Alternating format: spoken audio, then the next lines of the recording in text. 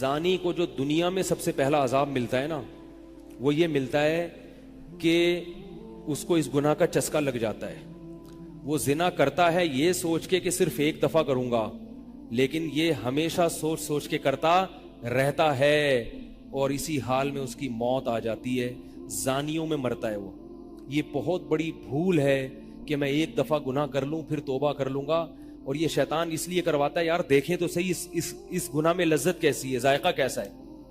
ایسی اللہ کی طرف سے اس پر پھٹکار برستی ہے نا زانی پر، وہ تڑپتا ہے کہ مجھ سے چھوٹ جائے. کسی کو اللہ توفیق دے دیتے ہیں، لیکن عام طور پر کیا ہوتا ہے، گیا بس. اتنا مشکل ہوتا ہے پھر اس کو اس دلدل سے نکلنا. اللہ کہتے ہیں اب گند میں منہ مارا ہے، گند میں رہو. اب گند کھایا ہے نا، اب گند کھایا تو اب گند میں رہو. پھر گندگی میں اس کو مزہ آتا ہے پھر وہ. اس لیے اللہ کا واسطہ جن لوگوں سے زنا نہیں ہوا، اللہ کا واسطہ کبھی بھی اس گناہ کے قریب مت پھٹکو. اللہ نے یہ نہیں کہا کہ زنا مت کرو، اللہ نے کہا وَلَا تَقْرَبُوا الزِّنَا، زنا کے قریب مت جاؤ. قریب کیسے قریب جاتا ہے انسان؟ آپ کے گھر میں کوئی رشتہ دار جوان لڑکی آ گئی ہے یونیورسٹی کی، کالج کی، آپ گھر سے باہر نکل جاؤ. بعض دفعہ ایسا ہوتا ہے، لوگ مجھے بتاتے ہیں کہ کوئی میری رشتہ دار خاتون آئی، جوان تھی، کزن تھی، گھر میں تھا، وہ اکیلی تھی، وہ آ گئی تو میری بڑی عجیب کنڈیشن ہو گئی، میں بہت پریشان ہو گیا، بہت مشکل سے بچا. میں ان سے کہتا ہوں آپ گھر سے نکلے کیوں نہیں؟ یہ تو آپ قریب تو چلے گئے نا. جب ایک جوان لڑکی آپ کے گھر میں آئی ہے، آپ کو اس وقت گھر میں نہیں ہونا چاہیے، نکل جاؤ وہاں سے. ایسے دور بھاگو زنا سے، اتنا دور بھاگو. انبیاء ایسے ہی کرتے تھے، تبھی تو بچتے تھے. وہ جتنے بزرگان دین گزرے ہیں، وہ یہ نہیں کہ زنا نہیں کیا، وہ ہمیشہ زنا سے دور بھاگے. ہمارے استاذ نے ایک واقعہ سنایا تھا ہمیں، کتابوں میں یہ واقعہ لکھا ہے کہ ایک طالب علم تھا، پرانے وقتوں کی بات ہے، رات کو مسجد میں چراغ لے کے مطالعہ کر رہا تھا. پہلے زمانے میں لائٹ وائٹ تو نہیں ہوتی تھی، گاڑیوں کے سفر نہیں تھے، اونٹوں کے سفر تھے، تو مسافر لوگ بعض دفعہ آ کے مسجدوں میں ٹھہرتے تھے. تو اس نے دیکھا کہ ایک جوان لڑکی ہے، پردے میں ہے لیکن خوبصورت جوان لڑکی. وہ آئی اور اس سے کہنے لگی کہ میں راستہ بھٹک گئی ہوں، مجھے ایک رات مسجد میں گزارنے دے دو. واقعی یعنی صحیح تھی، وہ اسی طرح ہوا، تو کہیں بھٹک گئی تھی. شہر میں بھی بعض دفعہ لوگ بھول جاتے تھے نا کہ راستہ بھٹک جاتے تھے. اب یہ پریشان تھا کہ میں اس کو رات کو اگر پناہ دیتا ہوں تو مجھے شیطان برگلائے گا، اور اس لڑکی کو اگر میں پناہ نہیں دیتا تو یہ کہاں جائے گی رات کو، کوئی اور اس کی عزت سے کھیلے گا. تو اس نے بہرحال اس کو ٹھکانہ دے دیا، اس کو کہا کہ آپ ادھر اس طرف جا کے سو جائیں. نتیجہ کیا نکلا ہے کہ وہ لڑکی اس کو دیکھ رہی تھی یہ کرتا کیا ہے، اس کو بھی اپنی عزت کا ڈر تھا نا کہ کہیں یہ دست درازی نہ کرے. تو یہ نوجوان جس چراغ میں مطالعہ کر رہا تھا، مطالعہ کرتے کرتے اس کی آگ میں اپنی انگلی لے کے جاتا اور اس کو جلاتا. جیسے ہی وہ جلنے لگتی تو اس انگلی کو واپس کھینچ لیتا، ایک دم تپش آگ لگتی نا، واپس کھینچتا. پھر تھوڑی دیر بعد یہ انگلی اس میں لے کے جاتا، پھر واپس کھینچتا. پوری رات یہ کرتا رہا ہے اور اپنی انگلی کو جلاتا رہا ہے. صبح جیسے ہی ہوئی ہے، اس نے فوراً، صبح صادق ہوئی نا فجر کی اذان کا وقت، اس نے فوراً اس لڑکی سے کہا یہاں سے چلی جاؤ، فوراً یہاں سے فوراً چلی جاؤ. اس نے کہا اللہ کی قسم اس وقت تک نہیں جاؤں گی جب تک تم یہ معاجرہ نہیں بتاؤ گی رات تم نے کیا ہے. تو کہنے لگا یہ میرا اور اللہ کا معاملہ ہے، میں تمہیں نہیں بتا سکتا. اس نے پھر اللہ کا واسطہ دے کے کہا، اس نے کہا میں جاؤں گی نہیں یہاں سے جب تک بتاؤ گے نہیں. اس نے کہا شیطان مجھے ورغلا رہا تھا کہ ایک جوان لڑکی ہے، اجنبی ہے، کوئی دیکھنے والا نہیں ہے، کوئی دیکھنے والا نہیں ہے، تو زنا کر لو اس سے، کوئی دیکھنے والا نہیں ہے. شیطان مجھے لے کے جاتا تھا تو میں اپنی انگلی آگ میں جلاتا تھا، اپنے نفس کو یہ سمجھانے کے لیے کہ دنیا کی آگ برداشت کر سکتا ہے، جہنم کی بھی برداشت کر لینا، جہنم کی بھی برداشت کر لینا. پھر اور اگر تجھ سے یہ برداشت نہیں ہو رہی تو وہ کیسے برداشت کرے گا؟ کہہ رہے جب میں آگ میں جلنے لگتا تھا نا تو میری چیخ نکلتی تھی، یار یہ نہیں ہو رہی تو وہ کیسے برداشت ہوگی. حدیث میں آتا ہے جہنم کی آگ دنیا کی آگ سے 70 گنا زیادہ گرم ہے، 70 گنا زیادہ گرم. جب نبی صلی اللہ علیہ وسلم نے صحابہ کو یہ بات بتائی तिरमिजी की हदीस है कि सहाबा के सीने से रोने की ऐसे आवाजें आने लगी जैसे हांडी खोलती है, ऐसा रोए सहाबा। हालांकि सहाबा गुनाहों से बचते थे, इतना रोए हैं कि सीने के जैसे हांडी खोल रही होती है ऐसे उनके सीने से रोने की आवाजें आई। और अर्ज किया वल्लाहि इन्नहा लकाफियतु या रसूल अल्लाह, या रसूल अल्लाह ये दुनिया की आग बहुत थी अजाब देने के लिए, अल्लाह ने इसको भी 70 गुना ज्यादा गर्म किया है। तो उसने कहा कि मेरे दिल में गुनाह का ख्याल आता था, मैं क्या करता था, अपने आप को जलाता था जब चीख निकलने लगती। तो इस तरह पूरी रात मैंने अपने नफ्स को रोका है गुनाह से। तो तकवे की बरकत होती हैं। उस लड़की ने कहा, अब घर में जाके अपने वालिद से कहा कि मैं अगर निकाह करूंगी तो सिर्फ किससे करूंगी, इस नौजवान से, या अफीफ और पाक दामन है। तो किताबों में लिखा है कि उसके बाप ने उसका निकाह देखो हराम से बचाया, अल्लाह ने हलाल तरीका रख दिया। तो जो भी जिना से बचता है ना, याद रखो, जैसे जिना करने का अजाब बहुत सख्त है, ऐसे ही किसी को जिना का मौका मिले और वो बच निकले, उसका सवाब भी बहुत ज्यादा है। तारीख में जिन हस्तियों को भी जिना का मौका मिला और उन्हें मौका मिलने के बावजूद जिना नहीं किया, उनको अल्लाह ने दुनिया में भी बहुत नवाजा है। मैं अक्सर एक वाकया सुनाता हूं। हमारे एक दोस्त हैं अमेरिका में, बल्कि अमेरिका से भी एक दूर इलाका है, उसका जगह का नाम मैं भूल गया। उन्होंने मेरा ये बयान सुन के मुझसे मिलने के लिए आए थे। वो मुझे पहचान गए ये बयान सुन के। मुमकिन है अभी मेरा ये बयान सुने वो। ये मेरे वालिद साहब का वाकया है। मेरे वालिद साहब जब अमेरिका गए, कंवारे थे उस वक्त, मेरे वालिद साहब बहुत हैंडसम थे, खूबसूरत थे, और इतना चौड़ा तो उनका सीना था और ऐसी चौड़ी चौड़ी कलाइयां थी। बहुत माशाल्लाह अल्लाह ने उनको मर्दाना वजाहत दी थी, और आवाज ऐसी थी जैसे बबर शेर होता है। बहुत ही खूबसूरत आवाज, बड़ी जबरदस्त पर्सनैलिटी थी। आप जाएं अभी हमारे महल्ले में जाके लोगों से पूछें क्या खूबसूरत पर्सनैलिटी थी वालिद साहब की हमारे।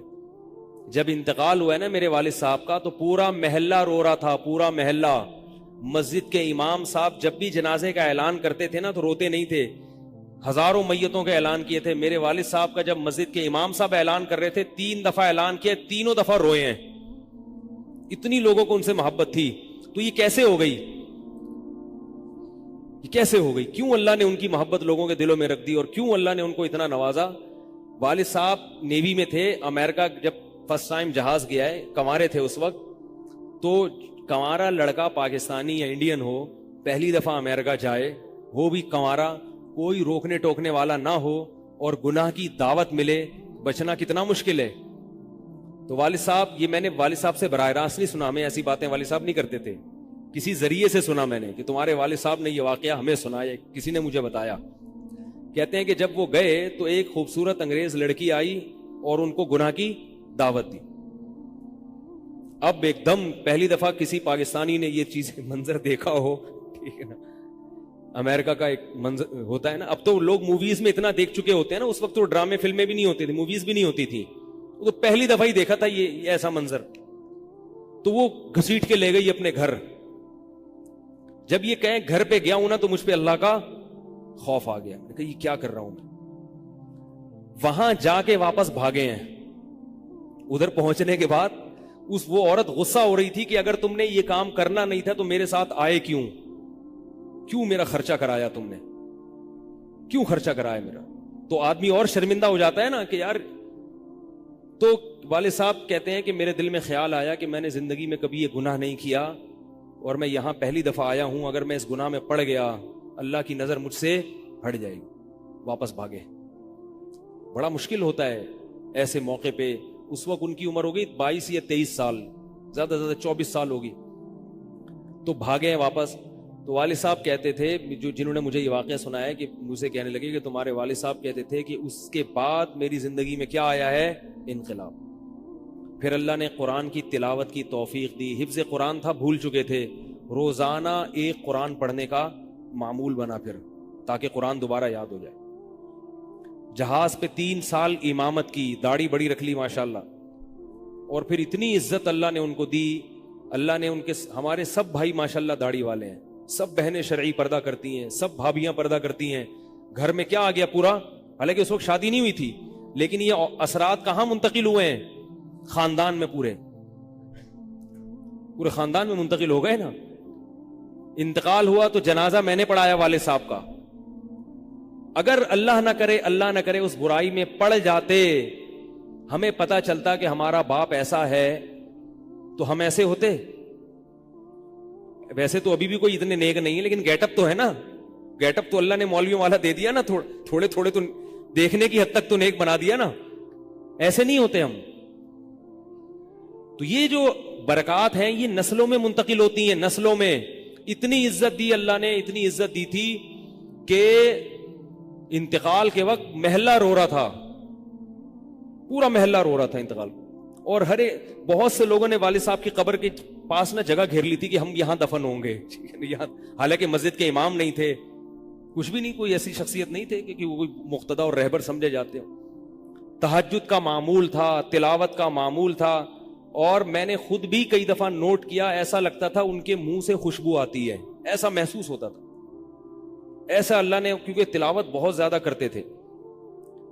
جب انتقال ہوا ہے نا جس دن, اس دن بھی آدھا گھنٹہ تلاوت کر کے اٹھے. گھر میں ان کا معمول تھا, گھر میں آنے کے بعد آفس سے جب گھر میں آتے تھے نا, سب سے پہلے نہا کے, عجیب ان کے معمول تھے, نہاتے لازمی تھے روزانہ. اور چونکہ فوجی تھے نا, تو فوجیوں کی جو ایک روٹین ہوتی ہے نا, وہ تبدیل نہیں ہوتی. اب جب فوج میں تھے تو گرم پانی سے نہانے کی عادت تھی, تو جون میں بھی گرم سے ہی نہاتے تھے. ہم کہتے, اب والد صاحب سے کہتے گرمی ہو رہی ہے, لیکن وہ ایک روٹین ہوتی ہے نا فوجیوں کی. بس وہ آنا ہے, دھوتی پہنی, غسل خانے میں چلے گئے, پانی گرم پہلے کیا, اپنا کام سارا خود کرنا, کسی سے کام ہی نہیں لیتے تھے. اور وہ 2 منٹ کے اندر ایسے پھرتی سے نہاتے تھے. ہم حیران, یہ کیسے نہاتے ہیں اتنی دیر میں؟ کہتے میں صابن سے باقاعدہ تسلی سے نہایا ہوں. اتنی جلدی پھرتی میں کام کرتے تھے. آتے ہی تلاوت کرنی, اور تلاوت اونچی آواز میں کرتے تھے. پورے گھر میں والد صاحب کے تلاوت کی آواز آتی تھی. مجھ سے غلطی یہ ہوئی کہ انتقال سے چند دن پہلے میں ان کی تلاوت سن رہا تھا, تو میرا دل چاہا میں اس کو ریکارڈ, اس وقت ریکارڈنگ کا اتنا زیادہ نہیں ہوتا تھا, میں نے کہا اس کو میں ریکارڈ کر لوں, لیکن وہ ریکارڈ میں نہیں کر سکا. میں نے کہا چلو بعد میں کر لوں گا, اور ان کا انتقال ہی ہو گیا. تو تلاوت اونچی آواز سے ٹوپی اتار کے تلاوت کرتے تھے.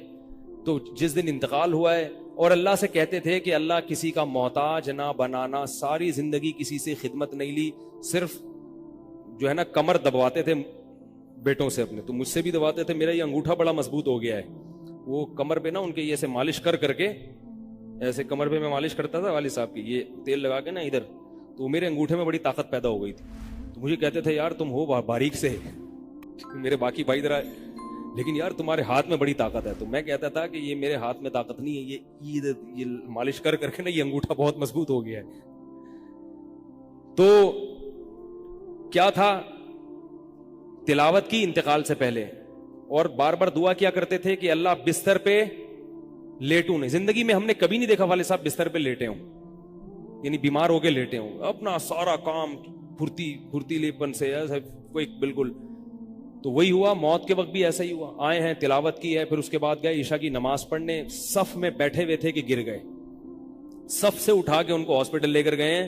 نماز کی اقامت ہو رہی ہے اور وہیں اٹیک ہوا, اور وہی ان کا قبر کا سفر تھا. کتنی اچھی موت دی اللہ تعالیٰ نے کہ ایک دن کیا ہوا, بارش میں بھیگتے بھیگتے آئے ہیں گھر میں, اور فوراً نماز کے لیے گئے. تو والدہ نے کہا کہ بھائی ابھی بارش ہو رہی ہے. انہوں نے کہا اللہ بولے گا آفس سے یہاں تک پہنچ گئے, اور اب یہاں سے مسجد تک نہیں جا رہے, اللہ کو بھی منہ دکھانا ہے. ایسے نماز کے پابند. سعودی عرب میں جب عمان میں ان کی جاب تھی, کئی گھنٹے کا گرمیوں کا روزہ ہوتا تھا, لوگ چھوڑ دیتے تھے.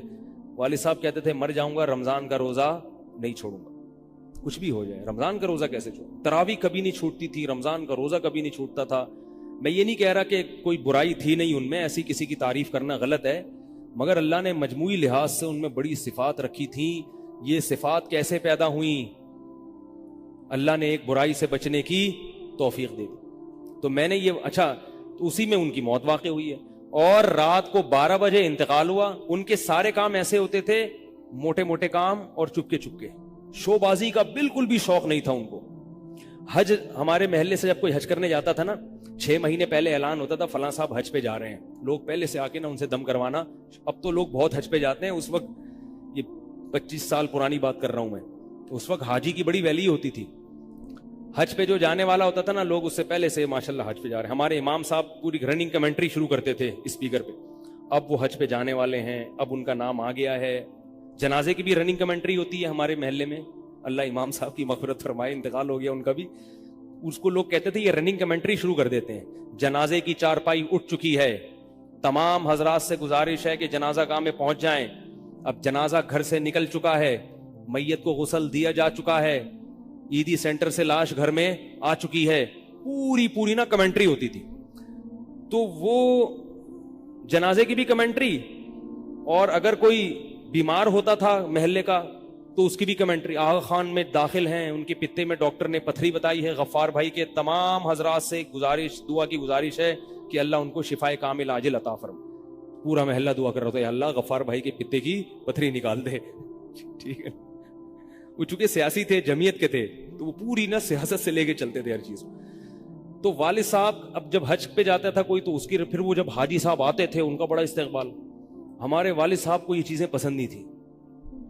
والد صاحب حج کر کے گئے پتہ ہی نہیں چلا, اور واپس کسی کو بولٹن مارکیٹ میں ملے.